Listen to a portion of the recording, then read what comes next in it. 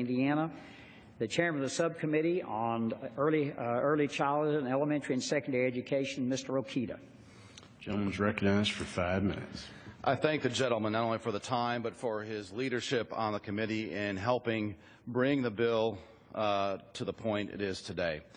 This bill, Mr. Speaker, is not a new product. It's been around for about 10 years, but it hasn't been as far as it's been today. And that's a compliment to all the proponents of the bill.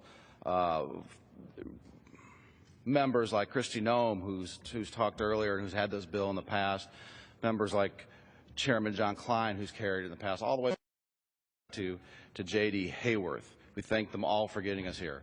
I, for one, am a member who's picked up this product and run with it to help get it here. Been to 13 tribal communities this year alone, understanding what the problems are with this activist Department of Labor and National Labor Relations Board. And that's why this bill is so popular. That's why so many members have supported it. In talking with nearly every member of this body, I expect and would ask for a strong vote today for sovereignty, for parity. Mr. Speaker, the history is this. The National Labor Relations Act was silent as to tribal communities in terms of being regulated as an employer. State governments, local governments were specifically exempted from the Act. Then, because of an errant court decision, along with an activist Department of Labor, we're in this position where the jurisdiction of tribal communities under the Act has now been invented.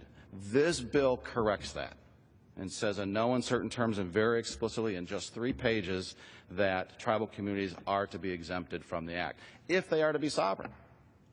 So all we're asking for is parity with state and local government. Let me give you an example.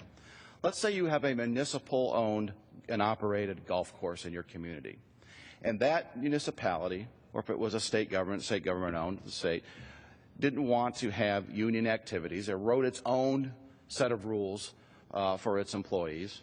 That would be fine under the Act. By not allowing the very same right or luxury to a tribal government, we are treating them unlike other state and local governments. That's why, in this context, they are not sovereign. That's why this bill. Now, the gentleman from Wisconsin who just spoke reminds us that there are agencies in this bill that aren't covered. And I would say to him, what a great idea.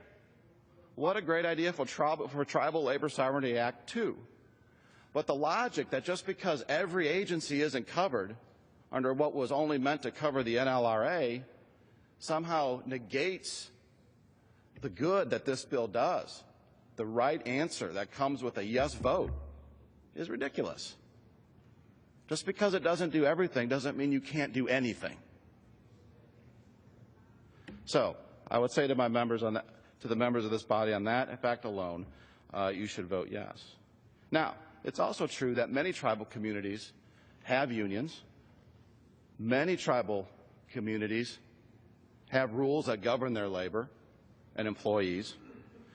And those who want to oppose this bill, in my estimation, Mr. Speaker, simply want to insert their judgment, their bias, for their preferred rule or their preferred union in place of duly elected members of a tribal government. And so I would say to those opponents, what makes you smarter than the people who elected the tribal government? What makes you better and your judgment superior to those that have been duly elected by the members of a tribal nation? The fact of the matter is the arguments that have been made by the opposition do not apply to what is right here. And the right thing is, in asking ourselves, are tribal communities sovereign or are they not? Should they at least be on parity with state and local governments, or should they not? And I would say, Mr. Speaker, to every member here, Republican, Democrat, and I have to remind everyone, this is a bipartisan bill. We just had 2 Democrat members speak in favor of this bill. If you want to do what's right, if you believe in the sovereignty of tribal communities, if you believe they should at least have the same parity, judgment, and authority as state and local governments do, then you should vote yes on H.R. 511. I urge all members to do that, Republican and Democrat.